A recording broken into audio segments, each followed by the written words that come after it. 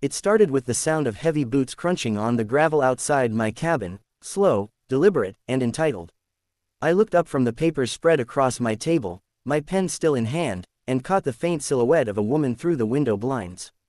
Her posture screamed arrogance, arms crossed, head tilted, that same judgmental stance I'd seen a dozen times before. Karen Whitmore, the self-appointed queen of the Lakewood Estates HOA. The irony, my cabin wasn't even part of her precious HOA.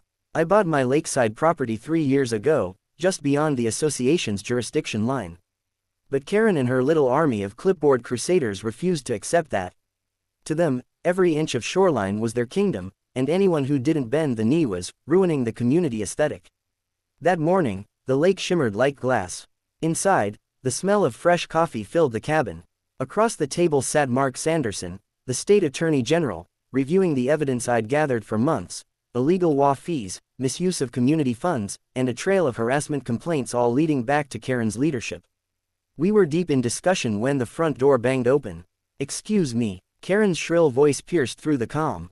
"You're trespassing on HOA property, and I have every right to inspect what you're doing here." Mark looked up, his brow furrowing in disbelief. I stayed seated, taking a slow sip of coffee before replying. "Karen," I said calmly, "you just broke into my home." She huffed, clutching her designer purse like a weapon. "Oh, please, don't act dramatic. You're in violation of community standards. That unsightly boat outside," she pointed toward the dock, "does not meet HOA guidelines." Mark raised an eyebrow, his expression unreadable. "I wasn't aware HOA guidelines extended to state-owned land," he said coolly. Karen turned toward him, her nose flaring. "And who exactly are you to question me? This is my community. We maintain order here. We don't allow randoms to ruin our view with rusty docks, and that rusty dock," I cut in, "was rebuilt last summer with state conservation funds. You'd know that if you didn't keep trespassing to take pictures for your little reports." Her face reddened. "Don't you dare talk to me like that. I've been president of this HOA for 6 years, and everyone here respects me." Mark leaned back, his tone calm but commanding. "Respect earned through intimidation isn't respect, ma'am. It's fear." For the first time, Karen blinked, thrown off balance. "And who are you again?" she demanded. Mark smiled faintly, sliding his ID across the table. "Mark Sanderson, Attorney General, State of Washington." The silence that followed was delicious. Karen's smug smile evaporated. Her eyes darted between me, the ID, and the stack of official folders on the table, each one stamped with the state seal. You're joking," she stammered. This is harassment. I'm just doing my civic duty." Mark stood, his tone turning sharp. "Your civic duty just became criminal trespass. And judging from what I've read in these documents, fraud, misuse of funds, extortion, you might want to call a lawyer before you say another word." Her mouth opened, then shut again. She stumbled backward, clutching her purse like it could protect her. "You can't prove anything," she spat. "You're all just out to get me because I care about this community."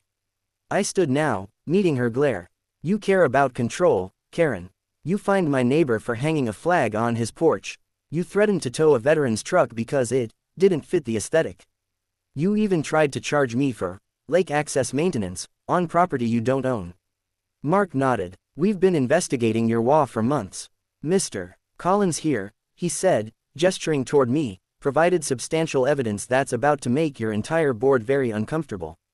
Karen's eyes widened, darting to the window where her white SUV was parked at an awkward angle. For once, she didn't have a comeback. Then, as if desperation took over, she shouted, "You'll regret this. I have friends on the county council." Mark gave a quiet chuckle. "Funny, I have their numbers too." Karen stormed out, slamming the door behind her so hard the frame rattled. The echo hung in the air long after she was gone. Mark sighed and sat back down, rubbing his temples. "I've dealt with a lot of HOA presidents," he muttered, "but that one might take the crown." I poured him another cup of coffee. "She's been terrorizing this lake for years," I said. "The neighbors are scared to even decorate their mailboxes without her approval." He nodded, flipping through another folder. Not for long. The next week, the entire Lakewood Estates community buzzed like a hornet's nest. Official state vehicles parked outside the HOA office. Investigators combed through records, and residents peeked through blinds as men in suits hauled out boxes of files. Karen's voice, usually the loudest at every meeting, was nowhere to be heard. 2 days later, she was arrested. Embezzlement, harassment, false claims, even identity fraud, stemming from falsified signatures on HOA fee notices. When the news broke, every homeowner she'd bullied came to my cabin, one by one. Some brought baked goods, others just tears of relief. "We never thought anyone could stop her," one older man said, shaking my hand. "You saved this place." But the truth was, I hadn't done it alone. It took months of patience, evidence, and the right people listening, like Mark. The final nail in Karen's empire came during the community meeting that followed her arrest. The county commissioner announced the dissolution of the HOA pending reorganization under state supervision. Every resident cheered, some even cried. I stood near the back, just watching.